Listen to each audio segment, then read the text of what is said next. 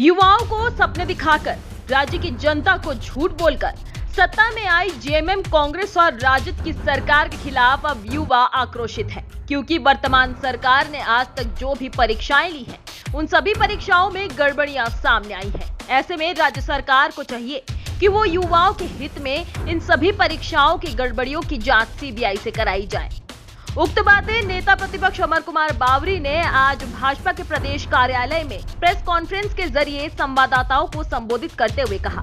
उन्होंने कहा कि जेएसएससी पीजीटी के अभ्यर्थियों ने मुलाकात कर बताया कि इस परीक्षा में धांधली हुई है, जिसको लेकर अभ्यर्थी पिछले 17 दिनों से धरना कर रहे हैं। अभ्यर्थियों ने अपने आवेदन में बताया है कि एक ही सेंटर में 70 से 80% अभ्यर्थी पास हुए हैं। बोकारो जिले के श्रेया डिजिटल और रांची जिले के शिवा इन्फोटेक से सबसे अधिक अभ्यर्थी पास हुए हैं। अभ्यर्थियों ने इसके साथ ये भी बताया कि इस परीक्षा में धांधली हुई है, पैसे का खेल हुआ है।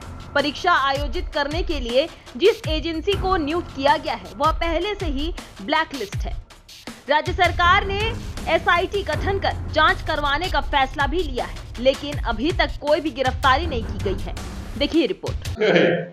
ये सारे तथ्यों को ध्यान पर रख करके हम एक बात ये जरूर कह सकते हैं कि इस सरकार में अभी रीन पास पीएचडी की परीक्षा, अभी इसमें भी क्वेश्चन लीक हुआ है।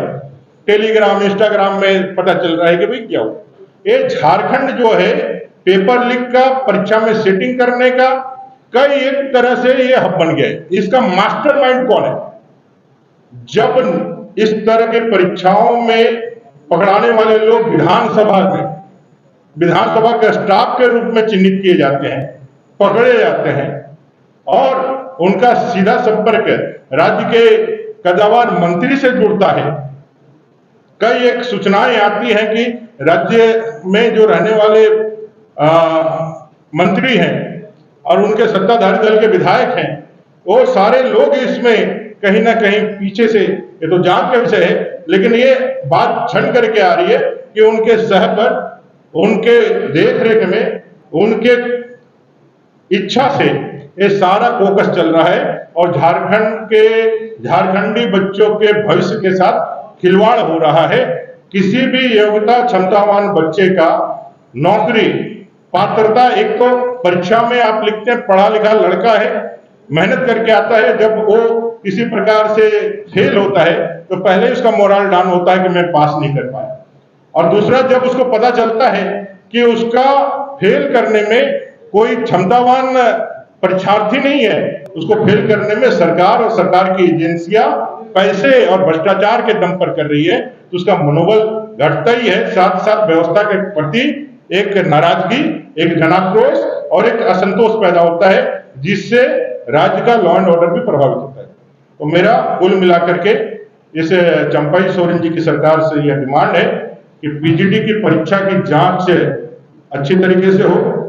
जो बच्चों ने आरोप लगाए हैं और कई एक उन लोगों ने पूर्व सबूत देने का जो वायदा किया है कि जांच होगी तो मैं सारे सबूत भी देंगे, अगर जांच हो, इसको तत्काल उनकी नियुक्तियों को रोक करके इन सब की जांच होनी चाहिए। और सीधे तौर पे यदि सरकार ये मानती है, सरकार ये समझती है कि वो फ्री एंड फेयर जो परीक्षा लेंगे, मेरा कोई इंटरेस्ट नहीं है कि गड़बड़ी करके परीक्षा लेंगे, तो सीधे तौर पे जब एसआईटी आपका कोई काम नहीं कर पाई, जब आपका एफआईआर में कोई आपका पुलिस प्रशासन या आपका स्थानीय प्रशासन कोई आगे नहीं बढ़ पाया, तो आप सीबीआई की जांच चल ही रही है, सीबीआई नीट की जांच कर ही रही है, तो आप भी जो है इसकी जांच कर दे।